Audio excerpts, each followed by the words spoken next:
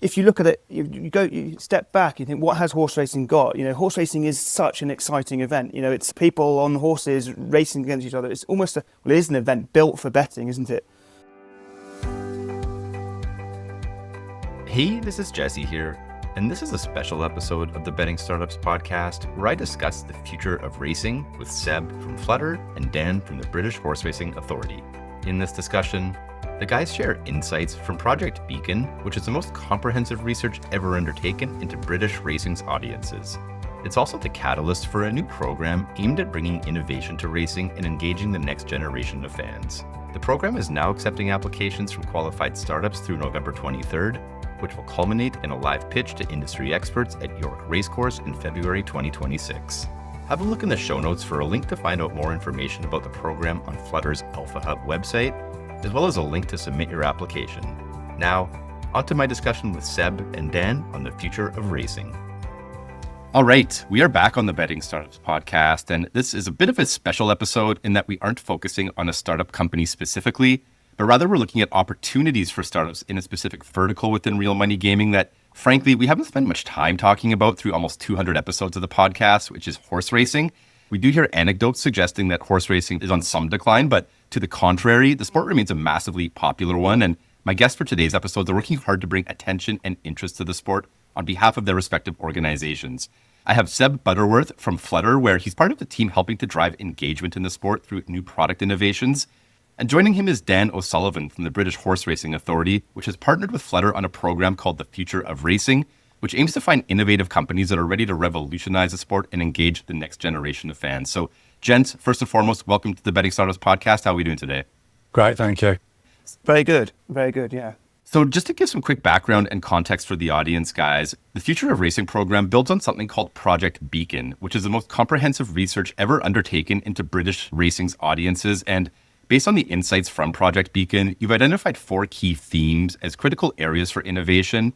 Those themes are horse welfare, education and simplification, race day experience, and behind-the-scenes access. And you're now calling on innovative startup companies tackling these 4 key areas and inviting them to apply for a Shark Tank-style pitch that will be held at the York Racecourse on the 12th of February, 2026, in front of industry leaders shaping the future of the sport. Seb, I want to come over to you first. And talking about Project Beacon and this massive scope of research that was conducted, what stood out to you the most about how casual audiences perceive horse racing today, and how that informed your approach to innovation through the future of racing? Loud and clear within the research output from Project Beacon, it's fundamentally that our younger demographic actually transcends all groups. We need to do a lot more with regards to horse welfare. I think that's really clear. Whilst at the same time, we need to create a greater context to meaning, greater sort of why and connection for that more recreational audience. Why does racing matter? When we talk about building an emotional connection or creating a race structure and narrative, fundamentally we're sort of talking about storytelling. Those of us within the bubble, Dan and I, we love horse racing, and we'd gladly go to a cold Tuesday at Lingfield or somewhere, at the same time as going to Cheltenham in March. But for, I suppose, the younger and more casual audience, this is certainly not the case.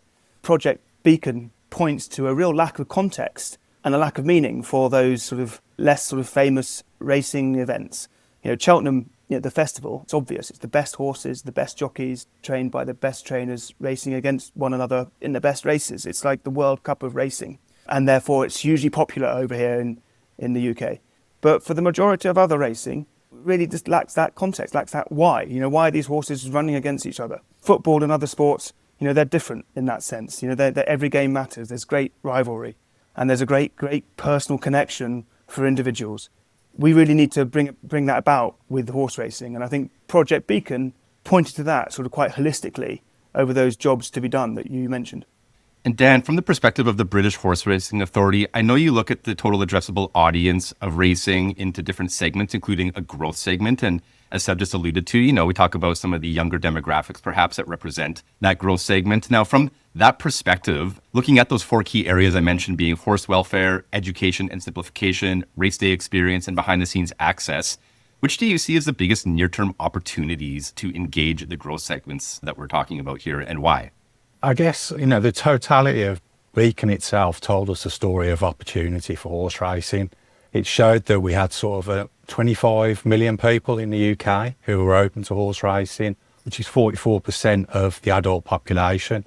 Now, 16.9 million of those are actually people who don't engage with racing currently or very little at the moment. So they sort of build up that potential market and fans, and they're our growth audience.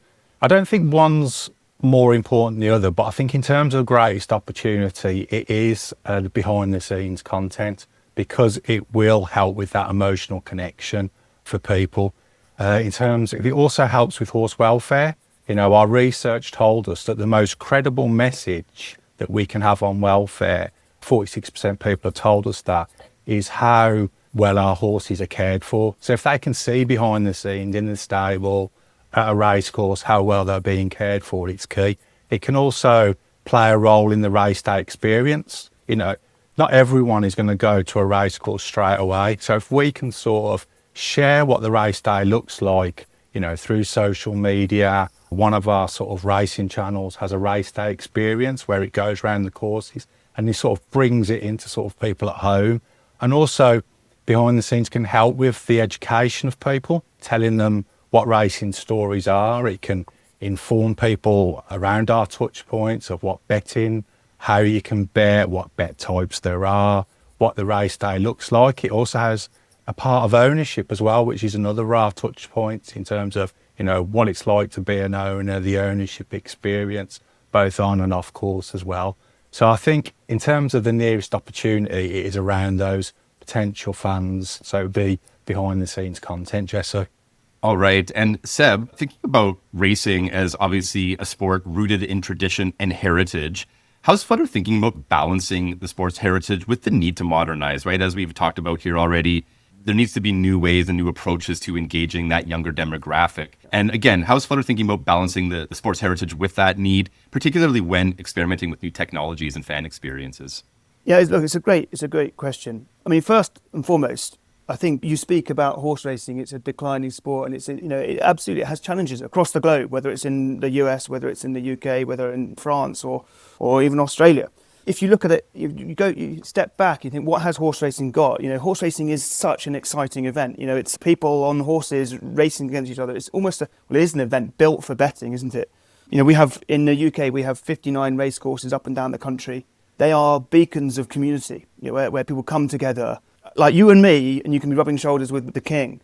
Men and women compete together on a level playing field against one another. It's almost like the epitome of a modern day 21st century sport.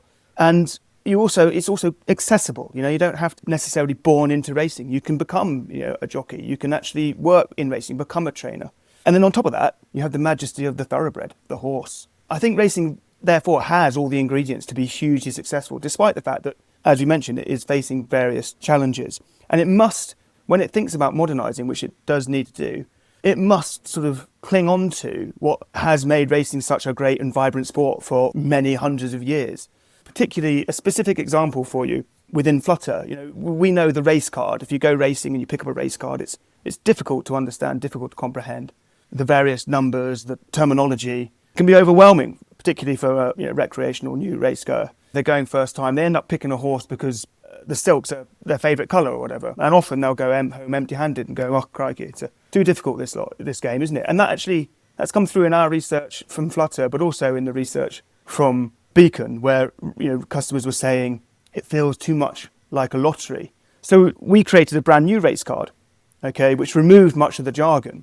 But importantly, it wasn't removing the great complexity that is horse racing form. You know, that's what some people absolutely love. And it's not really about, removing that complexity. It's about giving people the keys to navigate it themselves. And that sort of is, you know, there are things that, you know, heritage, but also the complexity of form that are hugely important parts of horse racing. And we need to maintain that and remember that.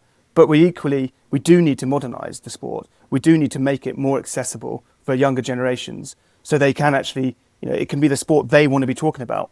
Whereas at the moment, I think we hold our hands up. You know, it's not.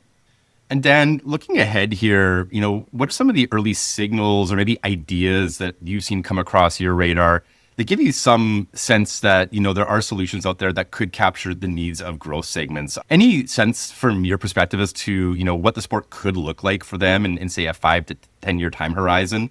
I think, the technology and data product enablers are going to be key for our growth segments. And one of the things that Project Beacon did would look at other sports and what other sports are doing well. And I think there's something in terms of technology and wearables. You're seeing ref cam, the scenes behind the changing rooms now. I think there's wearables and cameras now which we can be using to sort of tell those emotional connections and, the behind the scenes.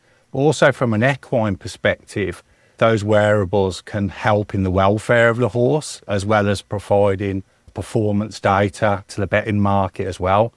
From a human perspective, jockey cam, miking jockeys up, could also get across the skill during the race to customers. And then also we could get other participants in terms of trainers and owners and what their experience of the race day is. Those things could also be used training where the horses are trained, so that we can sort of get information across to sort of owners or potential customers around, what things look like behind the scenes. So I think, the future of wearables and how those are looking other sports could come across into racing. But key is going to be how we use digital platforms to sort of share information and get things across to our customers. All right, guys. Well, as I mentioned at the outset here, Flutter and the British Horseracing Authority are hosting a program encouraging and inviting startups and innovative companies with solutions that address these 4 key themes to apply for the program, which is currently open for applications. Application window is closing soon, though. It closes on November 23rd. So for any startups or companies listening to this that, might see opportunity for themselves, we do encourage you to look in the show notes for the application link to the program. And again, that will culminate on February 12th, 2026 at York Racecourse, where the selected startups and companies will be delivering a Shark Tank style pitch to a panel of industry experts and unlocking opportunities for themselves, including things like industry access and mentorship, visibility, and probably most importantly for many of the startups, a path to potential commercial partnerships. So again, if you're listening to this and you see opportunity for what it is you're building, we do encourage you to apply. There is no cost in doing so and no harm in doing so. And in the meantime, Dan and Seb, really thank you for joining the podcast and sharing a little bit more about both Project Beacon and its insights, as well as what you both are doing with your respective organizations to build the future of racing. So thank you again. Thanks, Jesse. Thanks, Jesse.